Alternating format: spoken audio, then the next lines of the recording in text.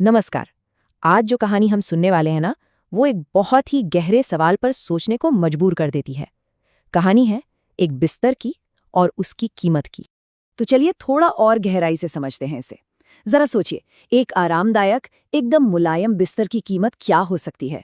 क्या सोना, चांदी, या फिर कुछ ऐसा जिसकी हमने कभी कल्पना भी नहीं की होगी? तो ये कहानी शुरू होती है एक बहुत ही आलीशान महल से। और इस कहानी में दो मुख्य लोग हैं। एक तरफ है रानी, जिसकी जिंदगी ऐशो आराम से भरी है, और दूसरी तरफ है उसकी दासी, जो दिन रात उसकी सेवा में लगी रहती है। हाँ, तो इस दासी का रोज का एक ही काम था, बिना एक भी दिन चूके रानी के बिस्तर को एकदम साफ सुथरा करना, उसे अच्छे से सजाना और फिर इत्र से महकाना। मतलब ये सिर्फ एक काम नहीं था, ये तो रानी की पूरी जिंदगी, उसकी शानो शौकत और उसके आराम का एक प्रतीक था। लेकिन फिर आता है एक ऐसा दिन जो हर दिन जैसा नहीं था। उस दिन बस एक पल का सुख पूरी कहानी को हमेशा हमेशा के लिए बदल देता है। हुआ ये कि दिन भर की मेहनत के बाद ना, वो दासी बुरी तरह थक चुकी थी। और जब उसने उस सजे सजाए मुलायम बिस्तर को देखा, तो बस उसके मन में एक छोटा सा ख्याल आया, एक बहुत ही मासूम सी इच्छा कि भाई इस पे लेटने में कैसा लगता होगा। और बस फिर क्या था, कमरे की वो ठंडी ठंडी हवा और ऊपर से शरीर की थकान, दोनों ने मिलकर उसे जैसे अपनी तरफ खींच ही लिया। वो उस बिस्तर पर लेटी और पता भी नहीं चला कब पलक झपकते ही गहरी नींद में सो गई। बस एक छोटी सी, बहुत ही मानवीय भूल थी ये। लेकिन वो सुख, वो आराम ज्यादा देर तक नहीं टिक पाया, क्योंकि जैसे ही रानी अपने कमरे में आई, महल में सजा और हंसी का एक बहुत ही अजीब सा खेल शुरू हो गया। अब सोचिए, अपनी दासी को अपने बिस्तर पर सोते हुए देखकर रानी का क्या हाल हुआ होगा। वो तो गुस्से से आग बबूला हो गई और उसने फौरन सजा सुना दी, पूरे 60 कोड़ों की सजा। बेचारी दासी दर्द से चीखती रही, गिड़गिड़ाती रही, माफी मांगती रही, रहम की भीख मांगती रही।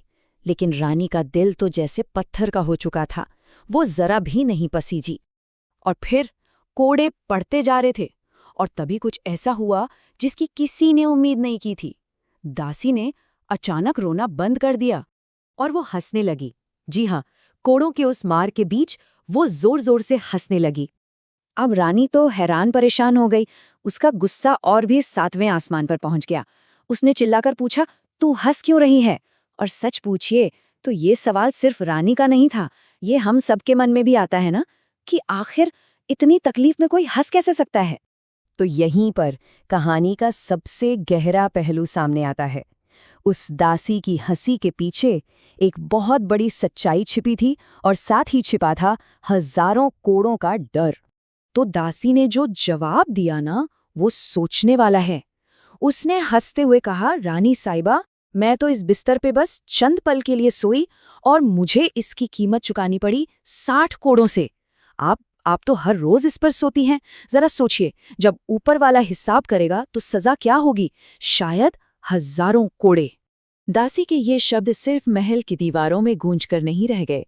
इस कहानी का असर बहुत दूर तक पहुंचा, और इसने एक और इंसान की जिंदगी को पूरी तरह से बदल कर रख दिया।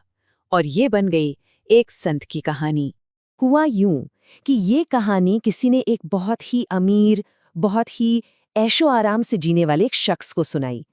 उनका नाम था सपू साहब। और बस उस एक कहानी ने उन पर ऐसा गहरा असर डाला कि उन्होंने अपना सब कुछ त्याग दिया, अपनी सारी दौलत, सारी शानो शौकत, सब कुछ छोड़ दिया।